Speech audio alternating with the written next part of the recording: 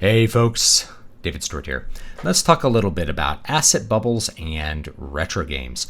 Retro gaming is something that I've talked about previously on the channel, something that I like, and it's really not that I like retro gaming in particular, but rather I like video games, and I think there's video games made that are great from every era of gaming, not just the last couple of years. So whether it was the 1990s or the 1980s or maybe even the 1970s, I think there's good game experiences to be had there.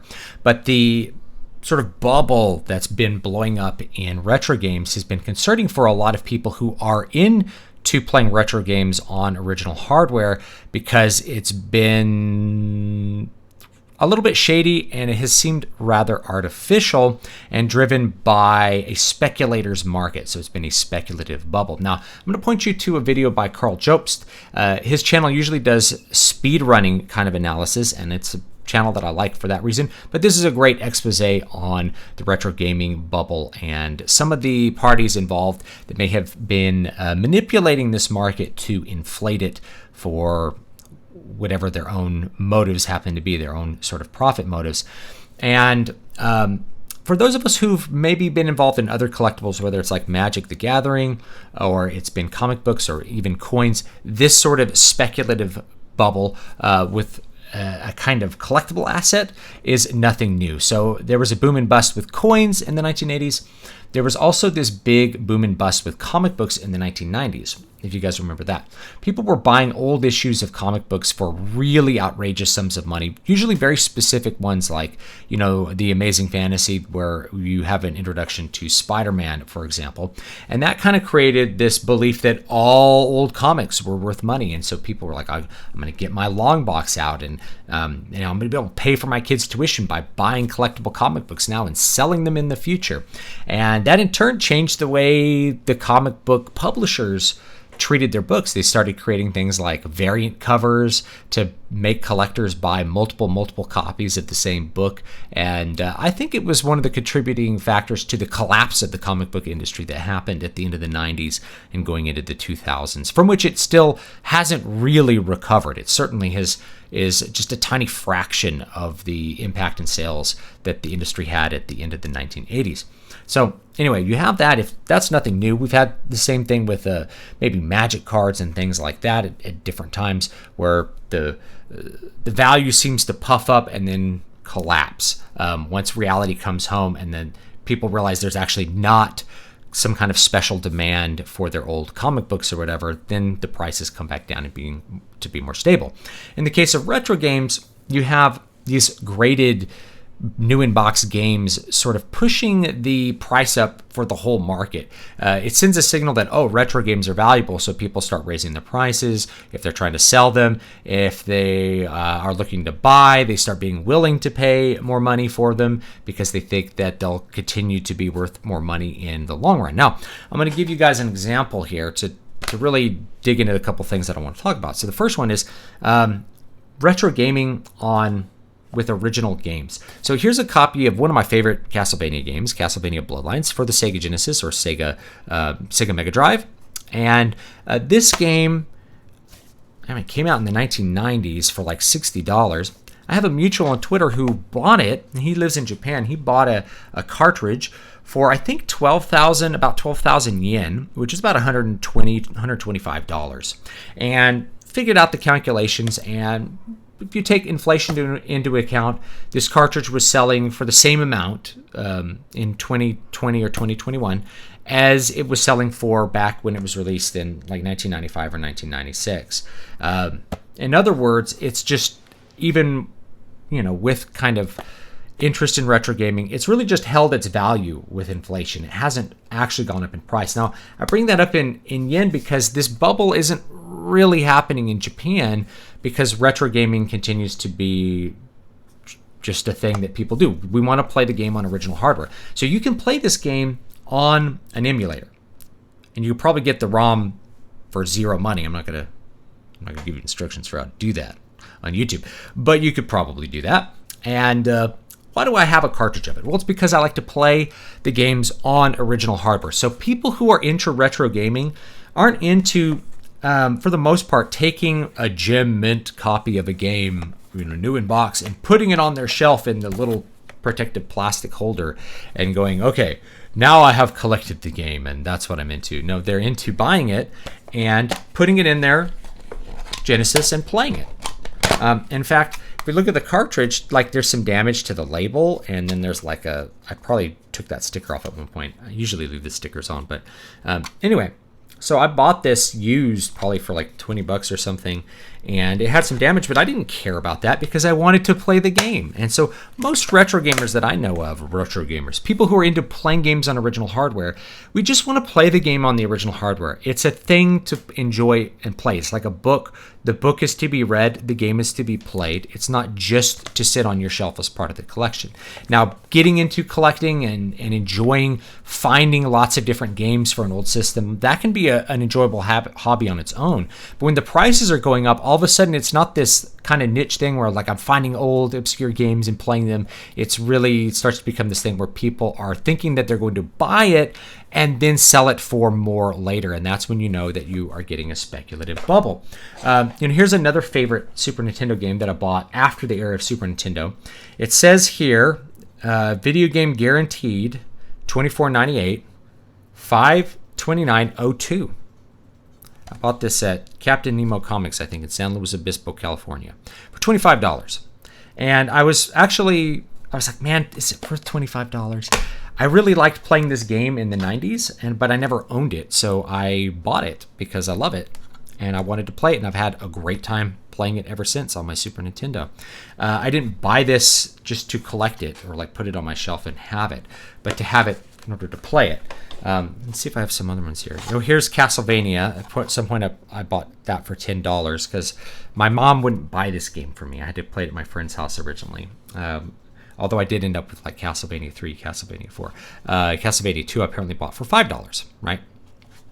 These are not super expensive prices for classic games, for the original carts. There's millions of these out there. They're not that valuable, and there's not that many people who want to hook their NES up to a TV or to a CRT and play the old games. There's not that many people who want to hook their Genesis up.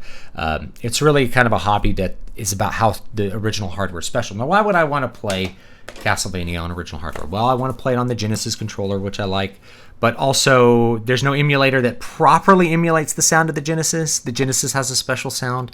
So the Genesis in particular, or the Mega Drive in particular, I like to play it on original hardware because it sounds right. It looks right, it sounds right, it feels right, the timing is correct. Original hardware is just a different experience. That's why we like it. So retro gamers look at this bubble like there's not a bunch of extra people entering the market. What's it coming from? Well, it comes from the signal at the top. And we've actually seen this with other asset bubbles, such as real estate. So the part of the real estate boom and bust that happened at the end of the aughts was very specific concentrated markets had massive explosions of prices due to the factors of those environments. So especially here in California on the Bay Area, you had things where you couldn't build new construction because of like open space laws and things like that, which made the value of the construction that was there like skyrocket because there was businesses expanding in that area needing lots of people to move in and work for them. So that drives up the competition for a limited resource.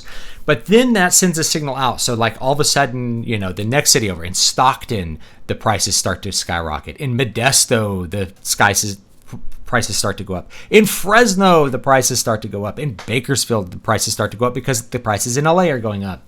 And then in Vegas, the prices start to go up. And then the market corrects, and the market correct of the housing bust had really to do with like massive securitization of all of these mortgages, which people couldn't afford, and they couldn't afford them because the prices were too high, and the prices were too high because of too much free loans in that area and mismatched signals. Once everything returned back to normal, all of a sudden people were just like wiped out. They were underwater in their houses. At the same time, people who maybe lived in Houston, they weren't part of the boom, they weren't part of the bust. So their house didn't go up in value that much, and it really didn't lose value that much because of the subprime mortgage crisis. It was really had to do with the spillover of these specific things. So you have the same thing in retro gaming. New in box Super Mario Brothers sells for $15 million. All of a sudden, just like how Amazing Fantasy Spider-Man sold for millions of dollars, everyone thinks that they're old. my Mega Man game must be worth so much right now. I'm going to sell it for $100 and I've made a huge profit. But if we go outside of that, even for 12,000 yen, it's really just kind of holding its value from when it was released. And that's actually a good thing. That means that you can buy a retro game and know that you could sell it more or less for what you paid for it and get your value out of it if you need to sell your collection later. And that's good. That maybe it's not, I wouldn't call it like a hedge against inflation or something like that, because a hedge will usually include in it future inflation. That's why gold, I think, is a little overpriced. But anyway, you can probably get your value out of it. The thing about asset bubbles, here's how you can tell that you're in a bubble for an asset, whether it's collectibles, which are really non-fungible, or it's something like gold or, Bitcoin or something else. If the price goes up, but the relative utility has not gone up, you might be in a bubble. So remember, price is a function of supply and demand. So did the supply go down? Well, that'll make the price go up. Did the demand go up because the utility went up? Why did demand go up is really the question. So I'll just give you an example with land. Let's say we're in an area and, an oil exploration company finds a really rich oil deposit. Well, all of a sudden the land in that area, the utility goes up. You could drill for oil in that land. And while you're drilling for oil, you probably can't use it for other things. So maybe your land gets more valuable because it could be sold to the oil company, or it could be leased to the oil company for them to drill and acquire this resource. But that's also going to affect all the other land, right? The price of farmland will go up because some of that farmland will end up being partially used for drilling or exploration. The price of houses goes up because you can't build new houses. The land that you'd want to build new houses on is more expensive, and it's more expensive because the utility has gone up. So if you find like an oil deposit, the general price of all the land in the area may rise because the utility has increased. There may not be more people wanting the same amount of land, right? Like, you have businesses expand in San Jose. They want employees. Employees have to move in. They have to pay more for housing in order to move in, so on and so forth. So there may not be more people that want demand, but the utility's gone up. So yeah, you can expect the price to go up a little bit because there's more uses for the land. It's just more valuable. Has there more utility for retro games? Utility hasn't gone up. What do you do with this? Well, you put it in a Super Nintendo and you turn it on, you play it. There's not suddenly a secret use for Super Nintendo cartridges. They're not like, oh, well, we're extracting some rare mineral out of these by destroying them and we're selling that for a profit. There's no extra utility with this. Okay, so utility hasn't gone up. You might be in an asset bubble. So why is demand going up? Are there more people suddenly wanting to play retro games? Not really, not that I've seen. Did the supply go down?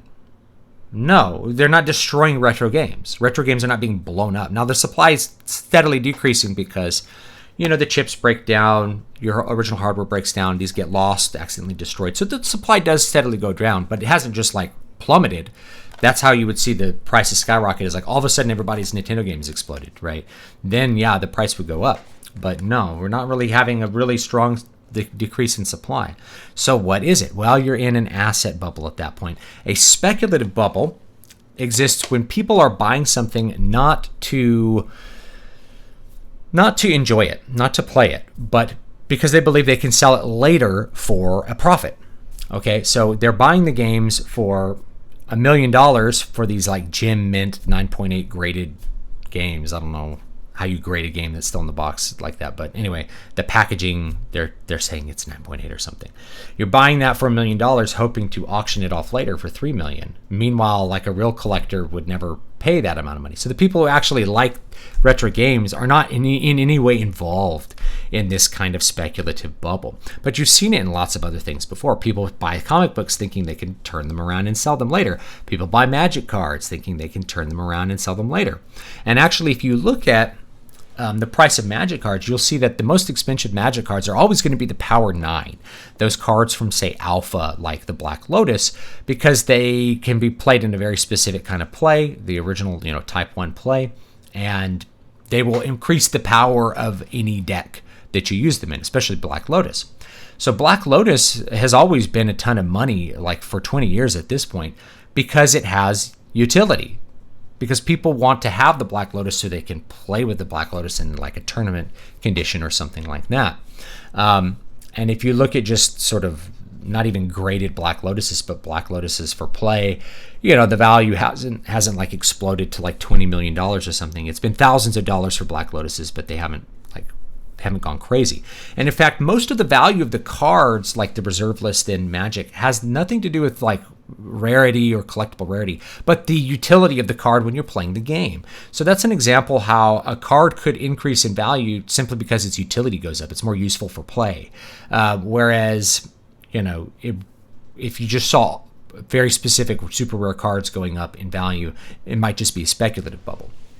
But Magic doesn't have too much of a speculative bubble problem the way that retro games do at this point. So yeah, you're in a speculative bubble because the utility of games has not gone up, nor has there been a big entrance into the market of people wanting to play retro games in order to use them for their actual utility. Nor has there been a big decrease in the supply of games. Therefore, you look at the inflation, and you know that it's people trying to buy low and sell high.